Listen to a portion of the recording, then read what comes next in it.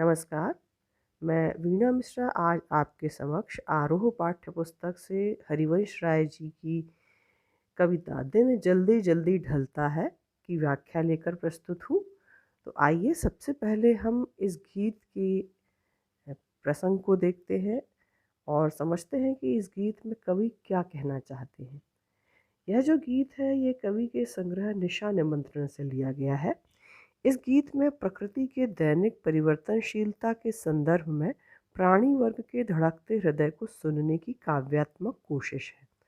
अर्थात इस गीत में कवि यह बताना चाह रहे हैं कि जब प्रकृति में दिन में परिवर्तन होता है, अर्थात सुबह से लेकर शाम तक बहुत से परिवर्तन होते हैं, तो उस संदर्भ में प्राणी के हृदय की जो स्थितियां हैं वो किस तरह से बदलती हैं, उसी को सुनाने की यहाँ काव्यात्मक कोशिश है।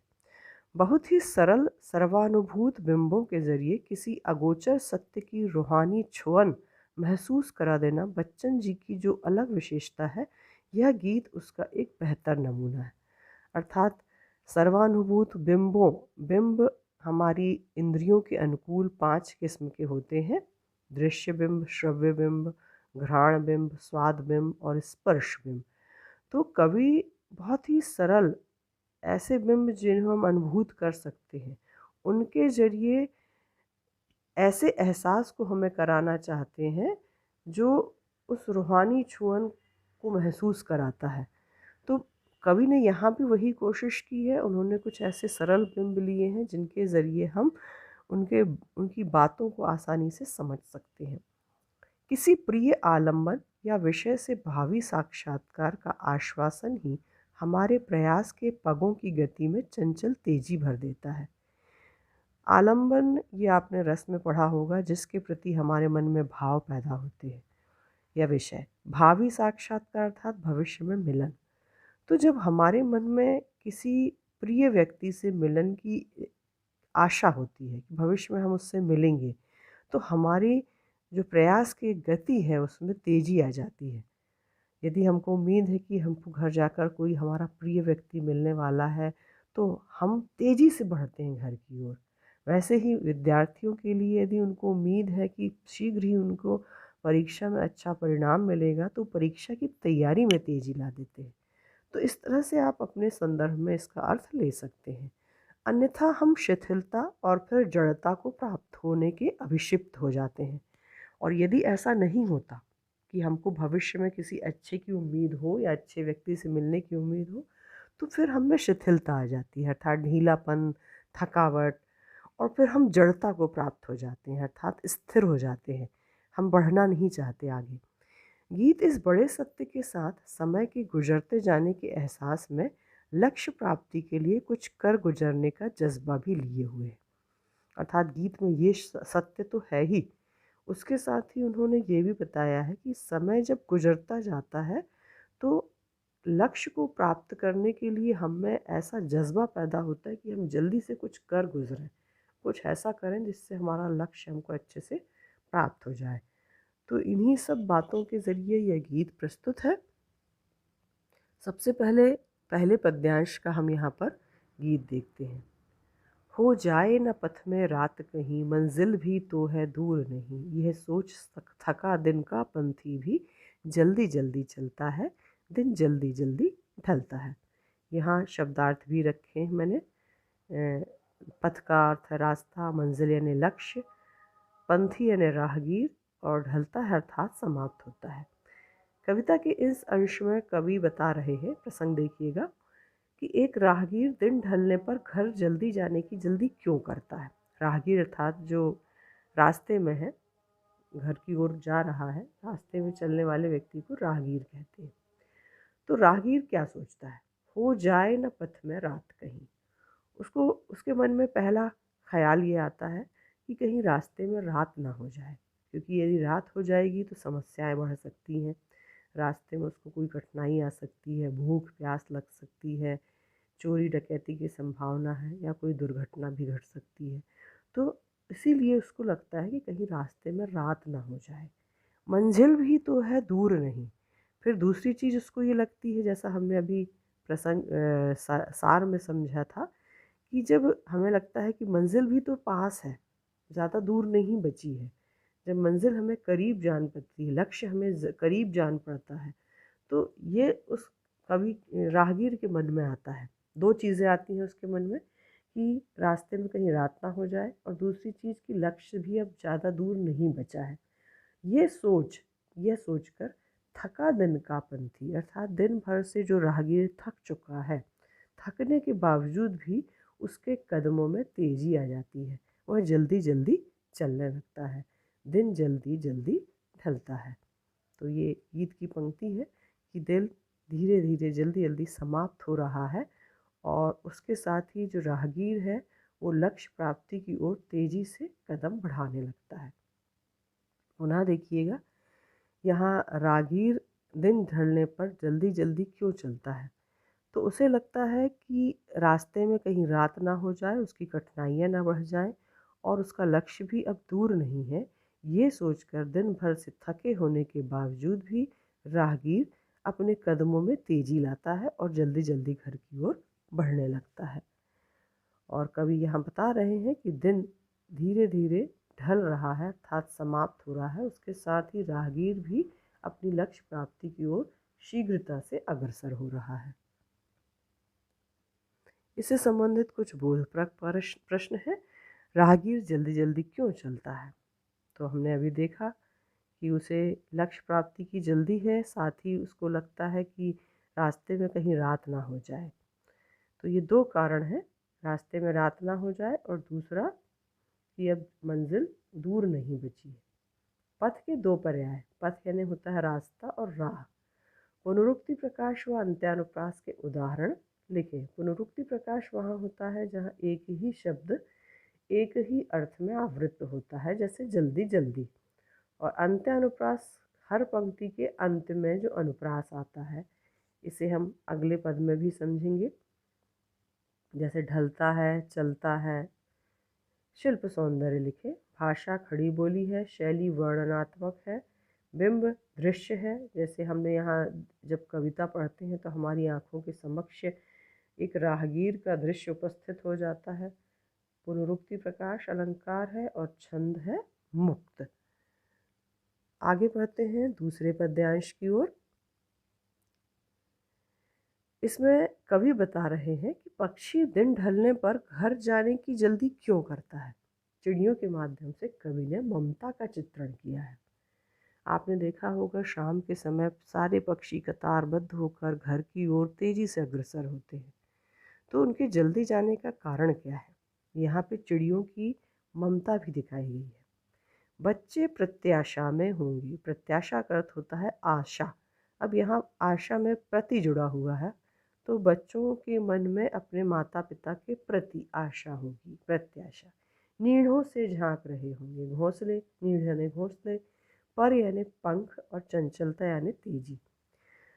बच्चे प्रत्याशा में होंगे, नीड़ों से झांक रहे होंगे, यह ध्यान परों में चिड़िया के भरता कितनी चंचलता है, दिन जल्दी जल्दी ढलता है। आप यहाँ चित्र में देख सकते हैं, बच्चे हैं जो मुंह खोलकर खड़े हुए हैं, घोंसलों से झांक रहे हैं। तो जब चिड़िया के मन में ये ध्यान आता है कि उसके बच्चे उसके प्रति कुछ आशाएं लगा कर बैठे होंगे। अब बच्चों की आशाएं क्या हो सकती हैं? बच्चों की आशाएं हो सकती हैं कि चिड़िया उनके लिए चुग्गा लेकर आएगी। चुग्गा अर्थात चिड़ियों को भी कभी आपने देखा होगा कि वो बच्चों को जब भोजन खिलाती है तो अपनी पूरी चोंच उसके मुंह के अंदर डाल देती है, उसे कहते हैं चुग्गा। तो बच्चे इस आशा में होंगे कि उनको भोजन का चुग्गा प्राप्त होगा, साथ ही मम्मी पापा के आने से स्नेह प्राप्त होता है। ठीक है। और तीसरी चीज़ सुरक्षा। तो बच्चे इन तीनों चीज़ों की आशा में होंगे, नीड़ों से झांक रहे होंगे और अपने घोंसलों से निरंतर झांक झांक कर देख रहे होंगे कि उनके माता पिता आ रहे हैं। यह ध्यान परों में चिड़ियों के भरता कितनी चंचलता है। अर्थात जब ये ध्यान चिड़ियों के मन में आता है तो उनके पंखों में कितनी चंचलता भर जाती है, अर्थात कितनी तीव्रता और तेजी आ जाती है, उनके पंख तेजी से चलने लगते हैं, जबकि वो भी दिन भर से थके हुए हैं। किंतु बच्चों का ख्याल उनके, अब यही चीज़ कवि ने सार में बताई है कि जब हम किसी प्रिय आलम्बन से भावी साक्षात्कार की उम्मीद हमें होती है। यहाँ चिड़ियों के लिए उनका प्रिय आलंबन है बच्चे, उनसे भविष्य में मिलने की उम्मीद है उनके मन में, इसीलिए उनके प्रयास के पगों में तेजी आ गई है। तो बच्चे उम्मीद लगा के बैठे होंगे और घोंसलों से झांक रहे होंगे। यह ख्याल जैसे ही चिड़िया के मन में आता है, उसके पंखों में एक तेजी आ जाती है। और कवि बता रहे हैं दिन जल्दी जल्दी ढलता है, अर्थात दिन शीघ्रता से ढल रहा है, समाप्त हो रहा है। उसके साथ ही चिड़िया के पंखों में भी अपने प्रिय बच्चों से मिलने की जो तेजी है वो भी बढ़ते जा रही है। तो ये चिड़िया के माध्यम से ममता का बहुत ही सुंदर चित्रण है। तो यहाँ पे वात्सल्य रस भी है। बोधपरक कुछ प्रश्न देखते हैं। बच्चों को किस किस की आशा है? तो यहाँ हमने 3 चीज़ देखी, सुरक्षा, स्नेह और भोजन। चिड़िया के परों में चंचलता क्यों हो जाती है? चिड़िया का जब ध्यान आता है कि उसके बच्चे उसके प्रति बहुत सी आशाएं लगाकर घोंसलों से झांक रहे होंगे, तो उसके पंखों में चंचलता आ जाती है। प्रत्याशा और चंचलता में मूल शब्द एवं उपसर्ग प्रत्यय क्या होंगे? प्रत्याशा में प्रति उपसर्ग है और आशा मूल शब्द है। चंचलता में चंचल मूल शब्द है और ता प्रत्यय है। पर के 2 पर्याय, पर यानी होता है पंख और दैनिक, 2 पर्यायवाची हैं इसके। अब हम तीसरे पद की ओर चलते हैं। इसमें कवि ने अपने जीवन में प्रेम की कमी के कारण विद्यमान शिथिलता और हृदय की व्याकुलता का वर्णन किया है। वे बता रहे हैं कि उन्हें दिन ढलने पर भी घर जाने की जल्दी क्यों नहीं होती है। तो कवि ने एक और बात कही है, सार के अंतर्गत हमने पढ़ी कि जब हमें किसी प्रिय अवलंबन से भावी साक्षात्कार की उम्मीद नहीं होती है, तो हमारे पदों में शिथिलता और जड़ता आ जाती है। अब यहाँ कवि का एक संदर्भ मैं आपको देना चाहूँगी, जो मैंने आत्मपरिचय कविता में भी दिया है, कि कवि की पहली पत्नी श्यामा का देहांत हो गया और ये यहाँ उनके वियोग में है, और उसी वियोग के फलस्वरूप ये पद उन्होंने लिखा है। मुझसे मिलने को कौन विकल, विकल अर्थात व्याकुल, मैं होऊं किसके हित चंचल, हित यानी लिए।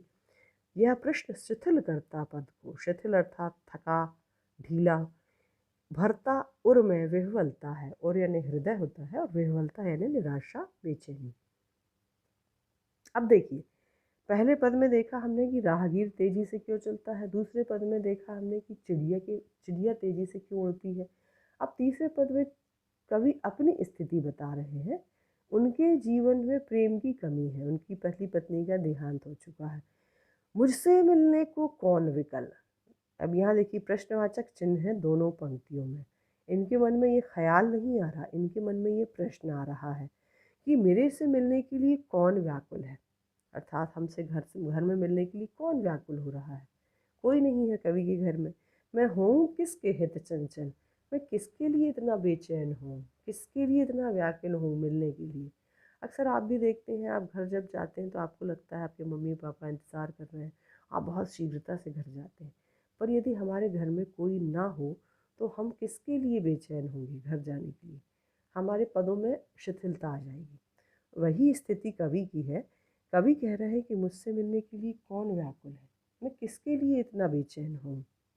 यह प्रश्न शिथिल करता पद को, जैसे ही यह प्रश्न उनके मन में आता है, उनके पैरों में यह ढीलापन और थकावट ला देता है, भरता उर्मय विह्वलता है, और यह प्रश्न उनके हृदय में एक प्रकार की निराशा और बेचैनी भर देता है, और वो एक जड़ता या स्थिरता को प्राप्त हो जाते हैं। उनमें घर जाने की जल्दी नहीं होता है। दिन तो अपनी तीव्रता से ढल रहा है, समाप्त हो रहा है, किंतु कवि के पदों में शीघ्रता नहीं है। पुनः अर्थ देखिए, कवि के मन में यह प्रश्न उठता है कि मुझसे मिलने के लिए कौन व्याकुल है, मैं किसके लिए इतना बेचैन हूँ। और जैसे ही यह प्रश्न उनके मन में आता है, उनके पैरों में यह शिथिलता और थकावट ला देता है, और उनके हृदय में यह निराशा और बेचैनी पैदा कर देता है। दिन अपनी इस तीव्रता से ढल रहा है, समाप्त हो रहा है, किंतु कवि के पगों में तेजी नहीं आती है। बोधपरक प्रश्न देखते हैं। कवि के पैर शिथिल क्यों हो जाते हैं? क्योंकि उन्हें लगता है कि उनका घर में कौन इंतज़ार कर रहा है, वो किससे मिलने के लिए बेचैन हुए। इसीलिए उनके पैरों में शिथिलता आ जाती है। कवि ने ये निराशाजनक बात क्यों कही? तो कवि ने ये निराशाजनक बात इसलिए कही है कि उनकी पहली पत्नी का देहांत हो चुका है और वो वियोग की अवस्था में है और उन्हें लग रहा है कि उनका किसी भी प्रिय व्यक्ति से साक्षात्कार नहीं होने वाला है। प्रश्न अलंकार के दो उदाहरण जहाँ प्रश्नवाचक चिन्ह हैं, मुझसे मिलने को कौन विकल, मैं होऊं किसके हित चंचल, ये प्रश्न अलंकार के उदाहरण हैं। तो उम्मीद है आपको अर्थ समझ में आया होगा। धन्यवाद।